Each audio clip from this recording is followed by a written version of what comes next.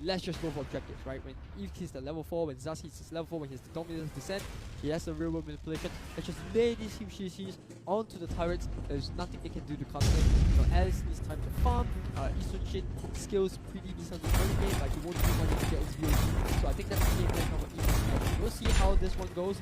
Honestly, I'm rooting for Evos SG, but PKH, you never know what's up their sleeves, especially with the early game duo coming in, draw ahead, and let's go down.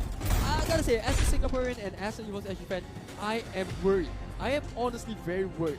But here we go, ladies and gentlemen, hold on to your seats because this is definitely going to be a show for you guys at home. It is the MSC 2021. We are going into Game 2 of the lower brackets match between Evos SG and Impunity KH.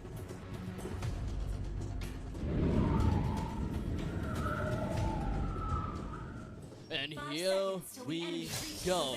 The worrisome lineup, the worrisome plays coming in from Evos SG. We definitely want to find some ways where Evos, well, have a neck against Impunity. And not to forget, Impunity, they do have this double marksman lineup. So I'm really looking forward to see how they're going to be pulling that off against their opponents, because this pretty much means that Impunity wouldn't have that great of an early game, and pretty much the early game factor that we should be looking out for is definitely going to be the Joyhead, Matilda, as well as Shin. If they are unable to capitalize on those two, then it's going to be a easier win for Evos to some extent. Evos actually giving Impunity a bit of their own medicine. The first blood will come in from Soul. It doesn't matter if he goes down here. His job is done. He's given White Knight a bit of a taste of having a bad early game, and this is why people don't like something like that. They're trying to buy it back. Tai as well as Senpai now rotating down to mid, going to clear that wave out. Even with this early game, you know, disruption, I'm still worried. I'm honestly very worried for Evos SG. Look at that, Joyhead going to use the Jester to delay that push. That's going to neutralize the early game that Evos SG had. Pretty annoying if you ask me. Evos SG pretty much have quite a bit of heroes that Impunity KH previously used, so we can pretty much say that this is kind of like a cultural exchange, if I may. But Potato, oh, whipping two of his Death Sonata shots, almost getting the shots down onto the side of that Matilda, but really unfortunate. Doesn't seem like we'll be looking at more kills done, but Evos SG, they're trying to put up some dominance over the opponent's side jungle, and with only Potatoes at JPL, I do worry for them. And Soul, in a top lane engagement, losing against Alice. Yeah, it's quite funny because Alice doesn't have mana to chase the Benedetta doesn't have HP to go back into the fight. That's quite a bit of a contrast there from these two sides. It is going to be the turtle secured by Evos SG. Don't think Alice is going to go in. Like I said, she doesn't really have mana left. Meanwhile, Evos SG is trying to get the Dreadnought online reset. Oh, the toss is good. Eve, not the most mobile mage out there, burns the flicker, but will still go down.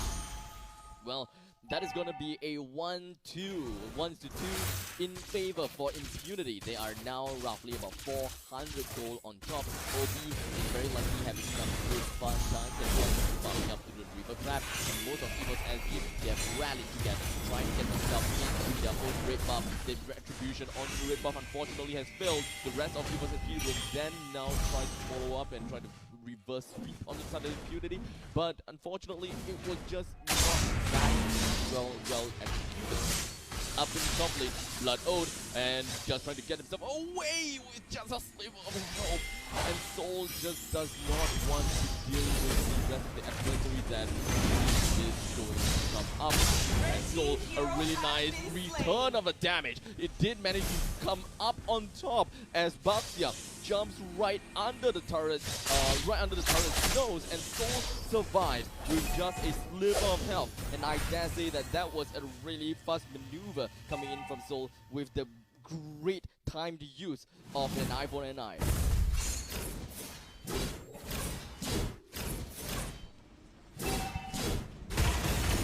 Once again, putting on their MO on the dot, ganking side lanes, disrupting jungles of Evos SG. Now Evos SG, this is the game plan. It's all about objective taking. Expect Zaz on the enough time. Senpai comes in from the side. The real world manipulation gets put on, but they're getting distracted by Senpai. What are you doing, Evos and Ashley? What they really want to go for this team fight. Looks like we have the Turtle Explosions getting activated, but they're not going to find any kills. That is a good defense coming from the they look very stable, right? It seems like the UK is just playing off this aggro plays. They have a bit of an ego and threat in the game style, and Evos as you just not being able to cope up the pacing put forth by Impunity. Impunity is making Evos SG play according to how they wanted it to be. Baxia on a constant chase onto Matilda, and Matilda can even almost outrun Baxia, and they have already activated the Shoutcast, making Baxia run into the base. But luckily, Baxia did not die. Obi jumps right onto Girl, and Senpai follows up with a really nice circling eagle. He's managed to bring down Girl without even having Girl popping up into the real world manipulation.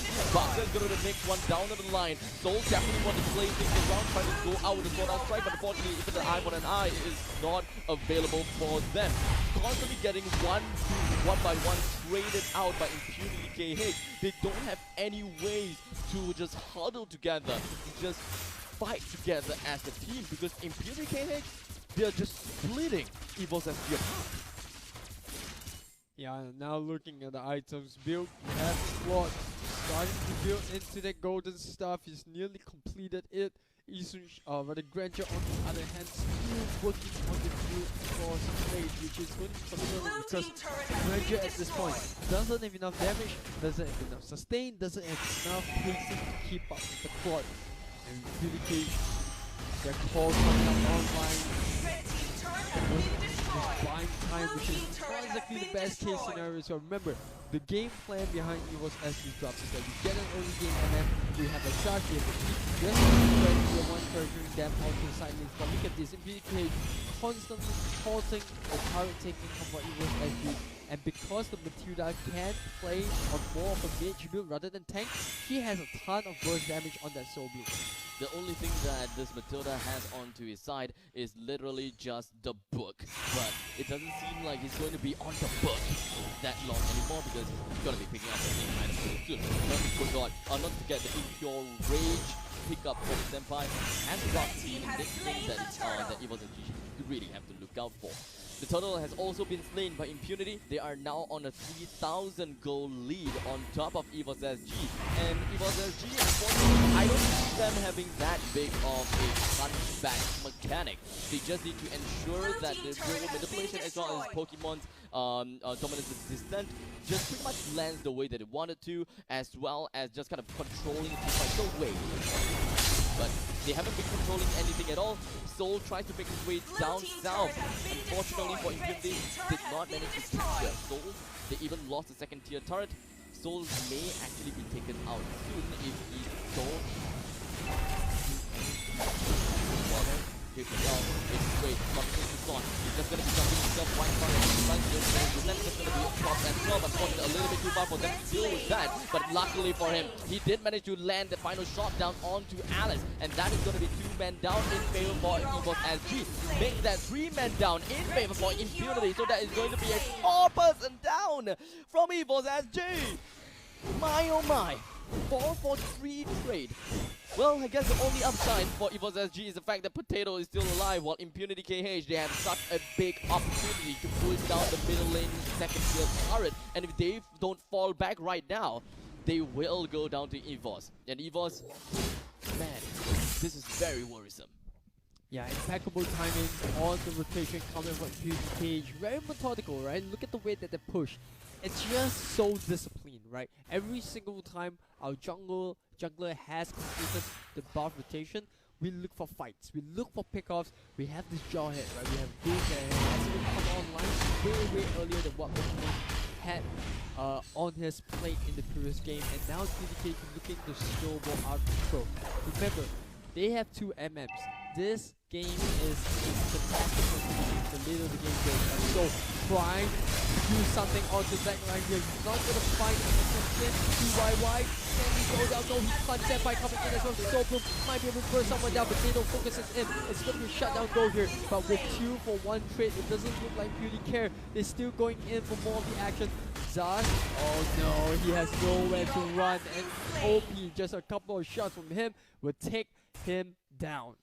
Well played from the side of Impunity KH. I can't see anything that will go wrong the more they play it like this. But Evos SG, even though they are down in terms of economy, they did manage to pull 2% down into the ground with them. And I do gotta have to keep an eye on Soul. The eye for an eye onto the circle eagle to stand by put out has got to be one of the big plays that Evos SG have done once again.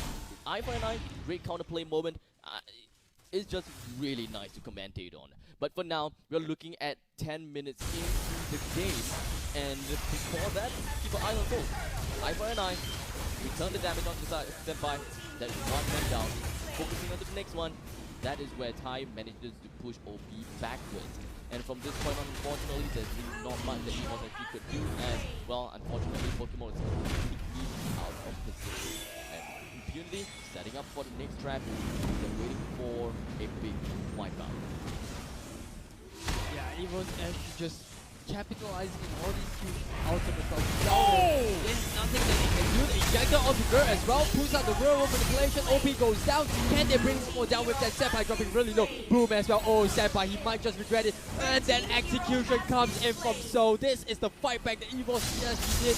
White Knight now under chase from Soul. You get a bit of a sense that Isushin might not be able to escape from the grabs of the Benedetta, but White Knight, being the White Knight that he is, will get out of the grabs from that Benedetta. Wow, Evos actually, this is a small victory for them to claw back whatever they lost in the early game. Like, I don't think they lost much there, because now Evos actually can't even take the Lord, because all the rest of their lineup from the side of Impunity are really out of run.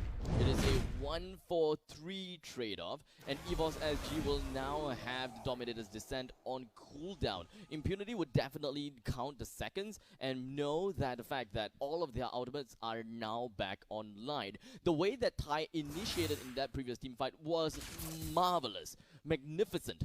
But unfortunately, it does seem like Evos SG was a little bit quick on their fingers. They dropped down the Dominator's Descent as well as the real manipulation a little bit too fast, and Impunity didn't even see that coming.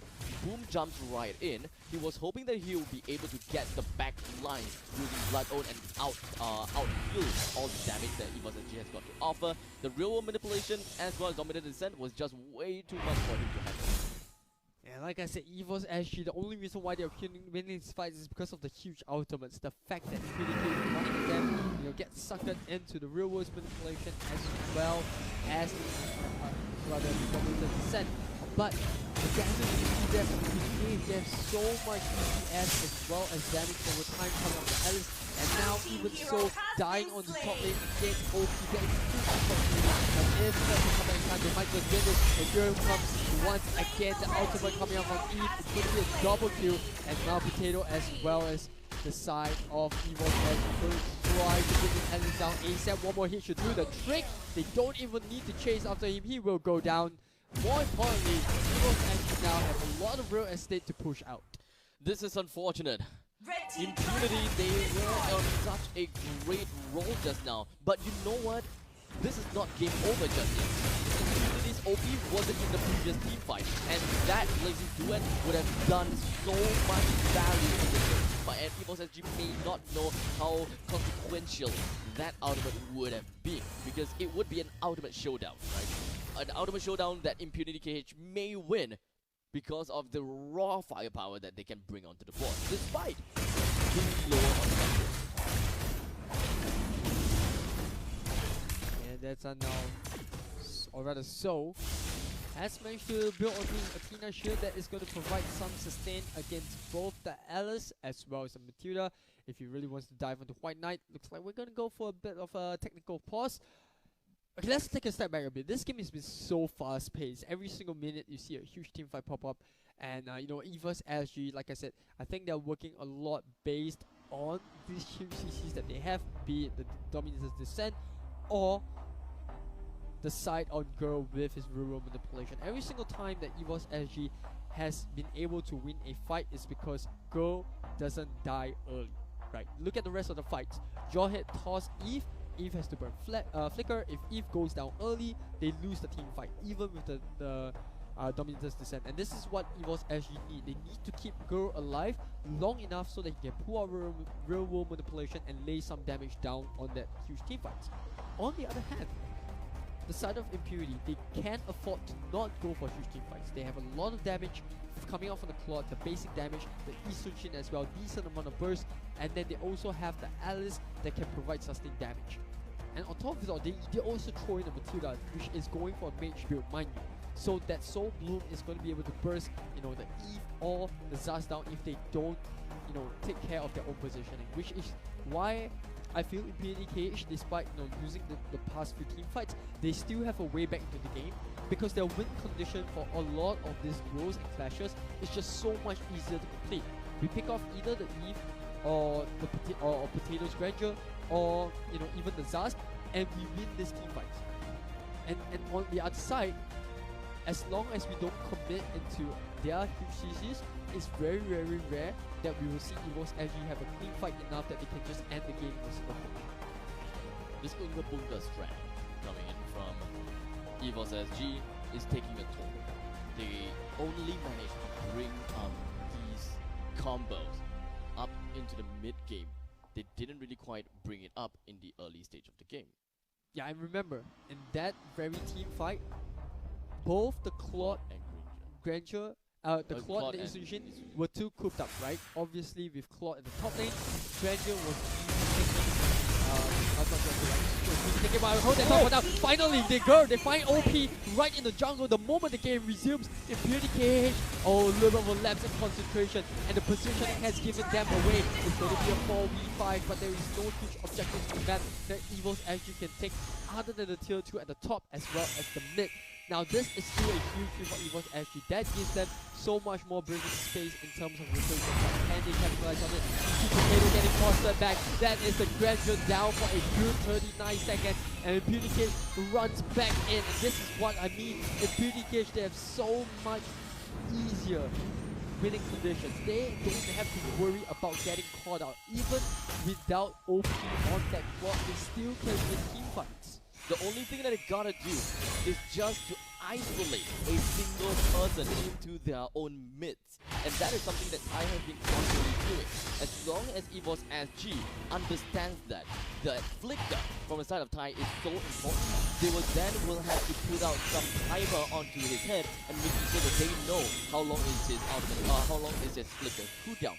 Now with 57 seconds onto the cooldown, they have 1 minute to make something work and to ensure that they don't get singled out that easily. I can see Evos actually trying to save the ultimate for the next fight that's going to come up. He's going to punch their way through down the mid lane.